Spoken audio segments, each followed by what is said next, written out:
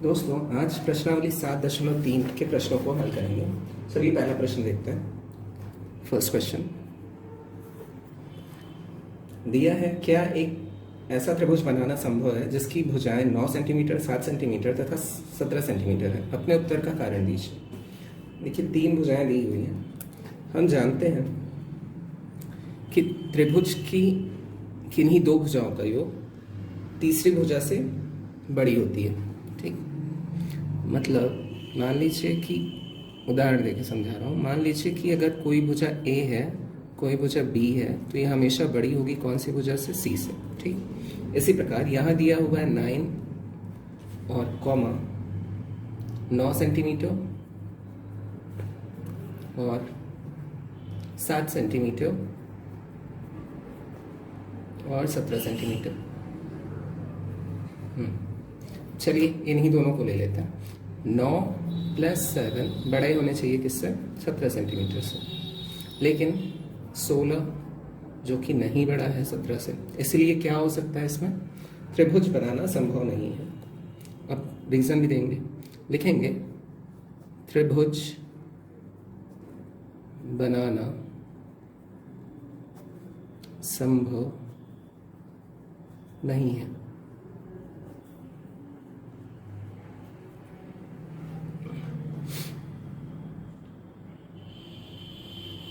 इसका रीजन देंगे क्योंकि त्रिभुज की किन्हीं 2 भुजाओं का योग तीसरी भुजा से बड़ी होती है। क्योंकि त्रिभुज की किन्हीं 2 भुजाओं का योग किन्हीं 2 भुजाओं का योग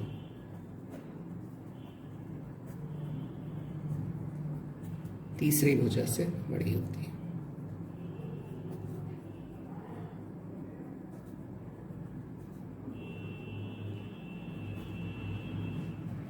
ये दे दिया रीजन।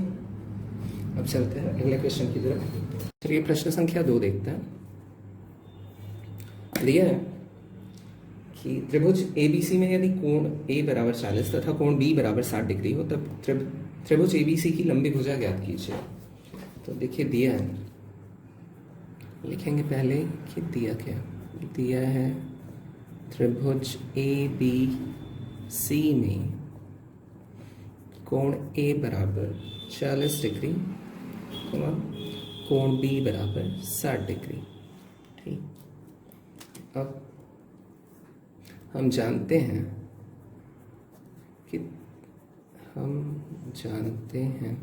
चलिए फिगर भी बना लेते हैं।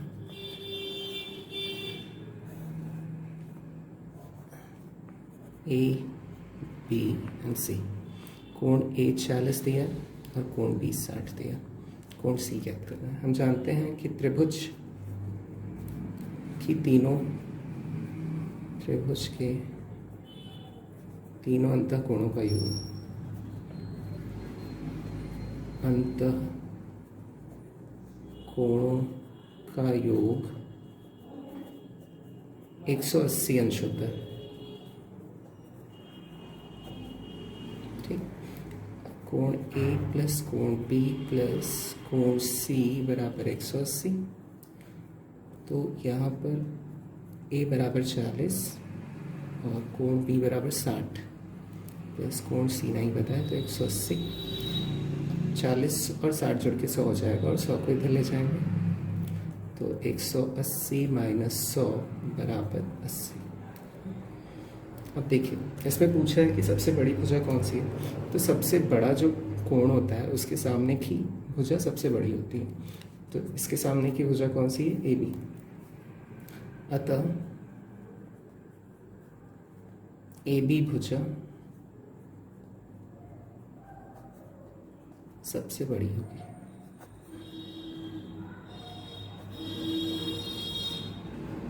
ठीक, ये उत्तर हो गया।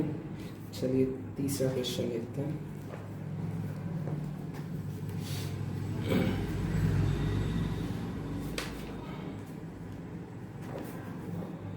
तीसरा प्रश्न है,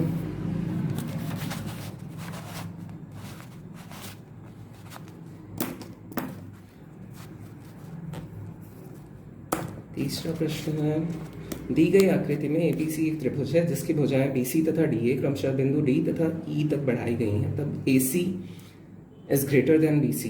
क्या यह सत्य है? ये हमें पता करना है। तो फिगर कुछ इस तरीके का दिया है।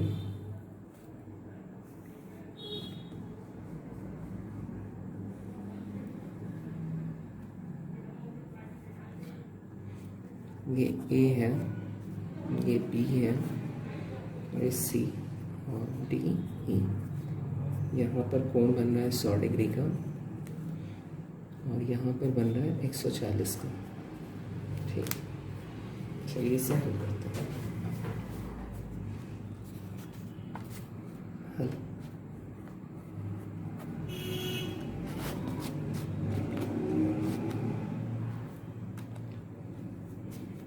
देखिए, अब इस त्रिभुज को देखिए ए बी सी, इसका अगर इधर बढ़ा हुआ है ना तो ये क्या कहलाएगा? बहिष्कोण कहलाएगा। और बहिष्कोण जो होता है ना वो अपने दो सामने के कोणों के योग के बराबर होता है। इसी प्रकार कोण ई यहाँ पर, मतलब यहाँ पर जो बना है 100 डिग्री है, तो ये अपने सामने बी प्लस सी के कोणों के योग के बराबर होगा। ठीक है, यहीं से शुरू करेंगे। कोण ए प्लस कोण बी बराबर 140। देखिए इसके सामने कौन सा है? यही दो कोण है। अब इसका रीजन हम लिख देंगे। त्रिभुज पर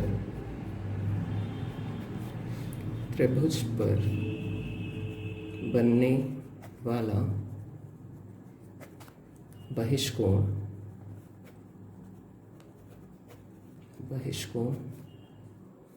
अपने सामने के दो कोणों के योग के बराबर होता है। अपने सामने के दो कोणों के योग के बराबर होता है।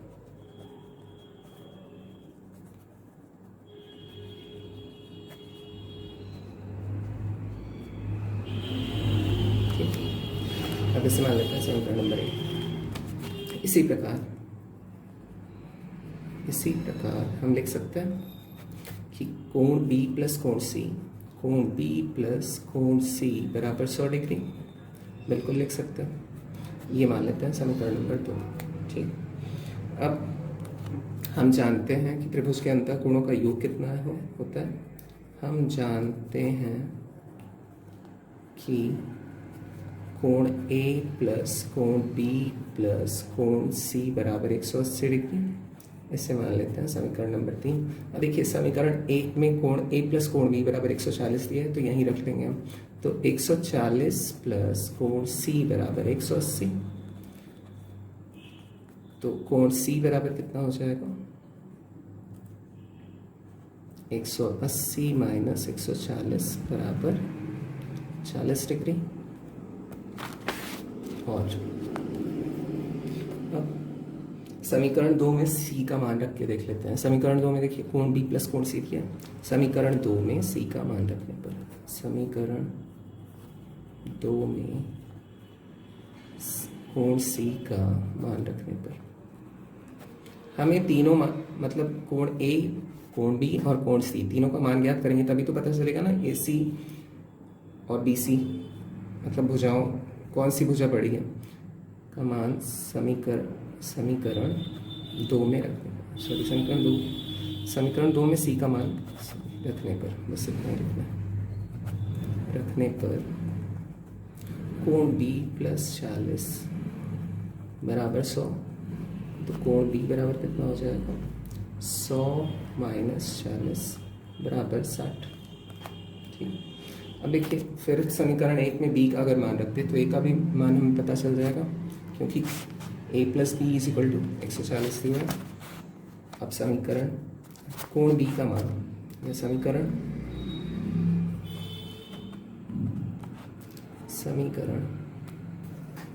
1 में कोण B का मान रखने पर, कोण B का मान रखने पर अब कोण A प्लस 60 बराबर 140। तो कोण A बराबर 140 माइनस 60 बराबर 80 आ जाएगा। अब देखिए हम इस त्रिभुज में रख लेते हैं मान। अब यहाँ ए बराबर हमें पता चला 80 है, बी बराबर पता चला 60 है और सी बराबर हमें पता चला 40 है। अब बताइए जो सबसे बड़ा, अब यहाँ पर हमें क्या ज्ञात करना था, मतलब कौन सा कथन प्रूव करना था, AC बड़ा है किससे, BC से। अब देखते हैं कथन सत्य है कि नहीं। देखिए ये 80 है तो 80 के सामने वाला कौन सा हो गया, BC, और AC किसके सामने है, 60 के।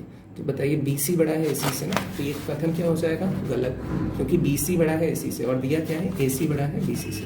तो लिख देंगे कथन सत्य नहीं, कथन सत्य नहीं है। ठीक है, अब चलिए आगे बढ़ते हैं चौथे प्रश्न की तरफ।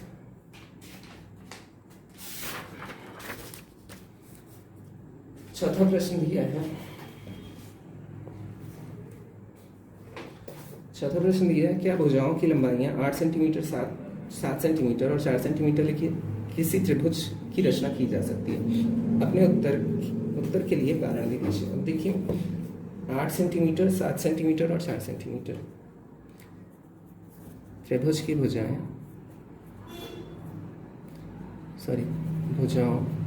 भुजाएं 8 सेंटीमीटर,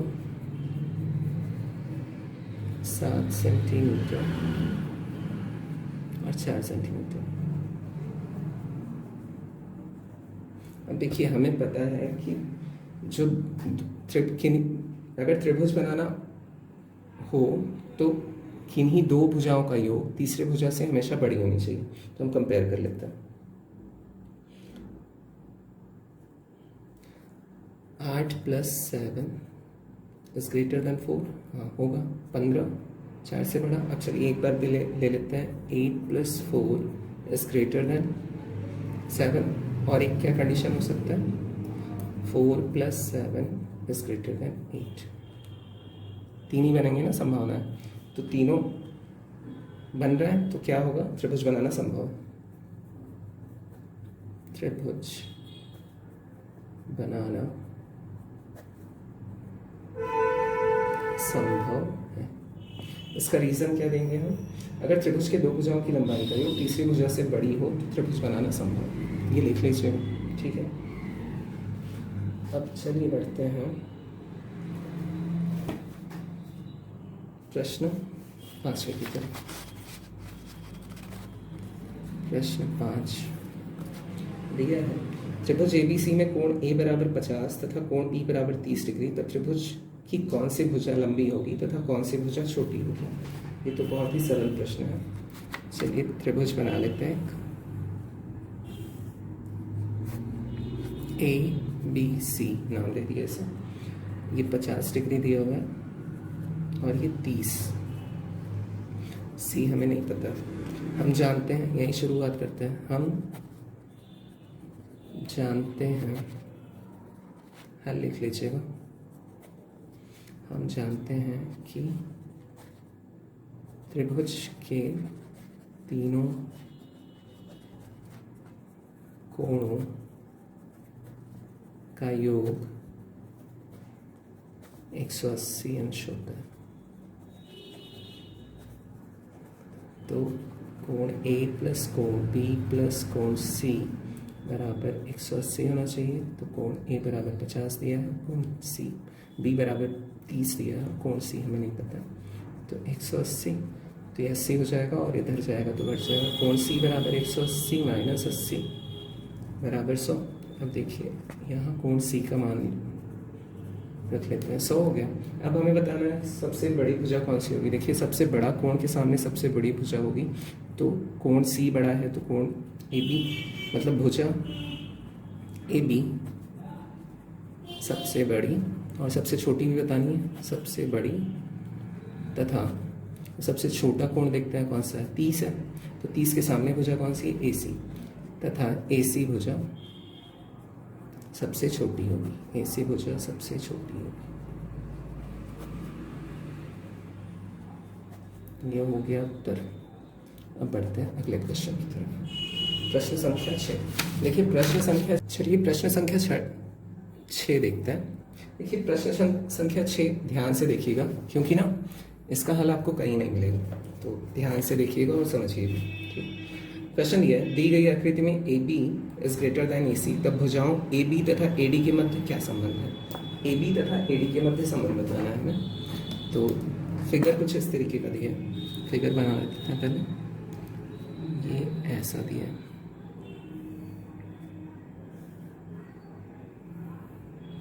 ये ए हो गया, बी हो गया, सी हो गया और ए डी एक भुजा मतलब जो काटती है इसे। अब देखिए दिया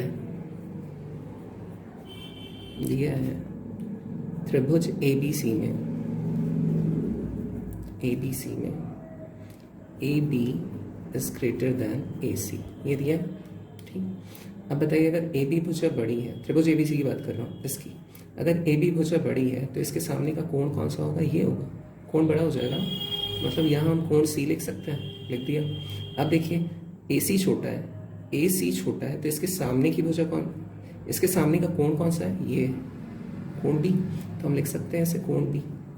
चलिए इसे मान लेते हैं हम समीकरण नंबर 1। ठीक है, ये मान लिया। अब आगे, अब इसका रीजन लिख लीजिए, ज़्यादा अच्छे समझ में आएगा। किसी त्रिभुज में बड़ी भुजा का सम्मुख कोण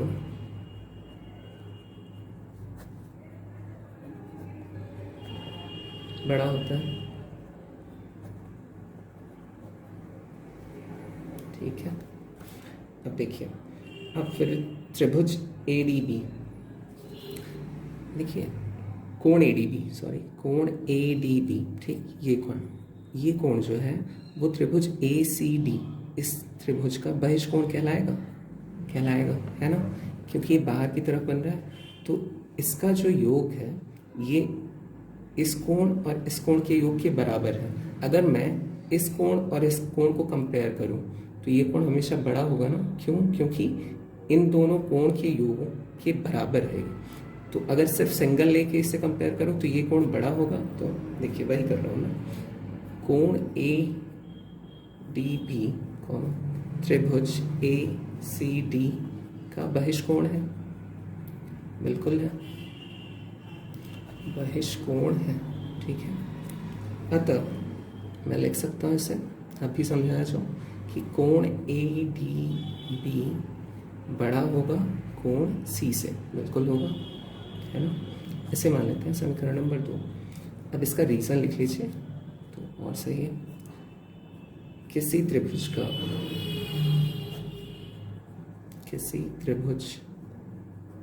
का बहिष्कोण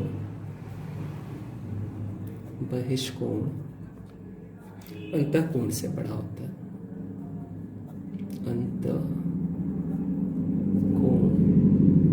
से बड़ा होता है। ठीक है, अब कंपेयर कर लेते हैं दोनों समीकरणों को, समीकरण 1 तथा समीकरण 2 से। अब देखिए ध्यान से समझिए। समीकरण 1 में दिया है कि कोण सी बड़ा है किससे? कोण बी से। लेकिन समीकरण 2 में दिया है कि जो ए डी बी है वो बड़ा है कोण सी से। तो मैं अगर लिखना चाहूँ कि कोण ए डी बी बड़ा है किससे? कोण बी से, बिल्कुल लिख सकते हैं, है ना। तो वही लिखूंगा, मैं लिख रहा हूँ कि कोण ए डी बी बड़ा हो जाएगा कोण बी से, बिल्कुल हो जाएगा। ठीक है, क्योंकि कोण बी से बड़ा क्या था? सी, लेकिन सी तो ए डी बी से छोटा है, तो इसीलिए बी, कोण बी भी क्या हो जाएगा? ए डी बी से छोटा हो जाएगा। ठीक है, तो मैं देखिए अब इस त्रिभुज को ध्यान से देखिए, ए डी बी जो है वो ये कोण है, ये बड़ा है, तो इसके सामने की भुजा कौन सी है? A B. तो मैं लिख सकता हूँ कोण ए डी बी की जगह भुजा ए बी बड़ा होगा। कोण बी के सामने की भुजा कौन सी है? ए डी है ना। इस कोण के सामने की, अगर मैं त्रिभुज ए बी डी की बात करूँ तब, या ए डी बी की बात करूँ तो कोण बी के सामने की भुजा ये है। इसकी जगह मैंने लिख दिया AD। अब इनके बीच क्या संबंध स्थापित हो गया कि AB भुजा जो है वो बड़ी है किससे, AD से। AB ग्रेटर देन AD, इति सिद्धम। इति सिद्धम नहीं करना था, मतलब संबंध बताना था, तो संबंध बन गया, बस उत्तर हो गया आपका। ठीक है, हो आप लोगों को अच्छे समझ में आएगा। चलिए प्रश्न संख्या 7 देख लेते हैं। प्रश्न संख्या 7 दिया है, त्रिभुज ABC का कोई अंतर बिंदु O है, दर्शाइए कि OB plus OC is less than AB plus AC। ठीक है, चलिए ये वाला प्रश्न भी देख लेते हैं। 7वां, पहले फिगर बना लेते हैं कि ऐसा एक त्रिभुज है ABC, एक कोई अंतर बिंदु O है। चलिए O को यहाँ ले लेते हैं, कहीं भी ले सकते हैं, यहाँ ले लिया। चलिए B और C को जो है ना मिला देते हैं, इससे मिला दिया। ठीक, ये बन गया हमारा ऐसा फिगर। अब हमें देखिए पहले त्रिभुज ABC ले लो। त्रिभुज ABC में अब हमें पता है कि जो दो भुजाएं होती हैं उनका योग तीसरी भुजा से हमेशा बड़ा होता है, तो हम लिख सकते हैं कि AB plus AC is greater then BC। अब देखिए यही दो भुजाएं क्यों ले रहा हूँ, तीसरा क्यों नहीं। BC इसलिए इधर ले रहा हूँ क्योंकि दोनों में कॉमन है, दोनों त्रिभुजों में। देखिए OBC में भी BC कॉमन है और ABC में भी BC कॉमन है। ठीक, इसे मान लेते हैं समीकरण नंबर 1। अब इसका रीजन लिख देते हैं, जैसे क्लियर है ना। त्रिभुज की दो भुजाओं का योग तीसरी भुजा से बड़ा होता है। ये लिख दिया रीजन होता है। ठीक है, अब त्रिभुज OBC में देख लेते हैं। त्रिभुज OBC में अब देखिए इसे हम लिख सकते हैं कि OB plus OC is greater then BC। समीकरण नंबर 2 मान लेते हैं। OB plus OC is greater then BC लिख सकते हैं। अब देखिए समीकरण 1 में से समीकरण 2 को घटा दीजिए, हो जाएगा उत्तर। समीकरण 1 माइनस समीकरण 2 करने पर देखिए समीकरण जब जोड़ते या घटाते हैं तो बायां पक्ष से घटता है और दायां पक्ष दाएं पक्ष से घटता है। तो ऐसा लिख सकते हैं AB plus AC minus OB plus OC, ठीक है, इज ग्रेटर देन, ग्रेटर का चिन्ह दोनों तरफ है ना, तो ग्रेटर देन लिख सकते हैं एक बार BC माइनस BC। ठीक, BC माइनस BC क्या हो जाएगा, 0, कोई वैल्यू नहीं है उसकी। तो BC minus BC is equal to 0। तो अब देखिए यहाँ माइनस में OB प्लस OC है ना, अगर इसे उठा के इधर लाऊं तो प्लस में हो जाएगा। देखिए जो ये ग्रेटर देन या लेस देन का भी साइन होता है, ये इक्वल जैसा ही होता है ना, तो इसलिए हम मूव करा सकते हैं, मतलब इसे उठा के इधर रख सकते हैं। ठीक, तो AB plus AC greater than, ये इधर जाएगा तो क्या हो जाएगा, प्लस में हो जाएगा। तो OB ब्रैकेट में ही था, कोई दिक्कत नहीं है, प्लस OC रख लीजिए ब्रैकेट में, कोई दिक्कत नहीं। अब हमें यही प्रूव करना था ना, इति सिद्धम, मतलब यहाँ तो ऐसा दिया है कुछ क्या कि OB प्लस OC, मतलब वही बात हुआ। इसे ऐसे भी लिख सकते हैं ना, OB plus OC is less than AB plus AC, और यही हमें सिद्ध करना था, कर दिया, इति सिद्धम। तो चलिए आज हमने 7वें प्रश्न तक हल किया है। अब अगले वीडियो में कहाँ से कहाँ तक है, 12वीं तक है, 12वीं तक है, तो 7 तक आज तक हमने हल किया। तो फिर अगले वीडियो में 8 से लेके 12वीं तक क्वेश्चंस को सॉल्व करेंगे इसी तरीके से। थैंक्स फॉर वॉचिंग वीडियो, फिर मिलते हैं अगली वीडियो में। Take care, bye bye.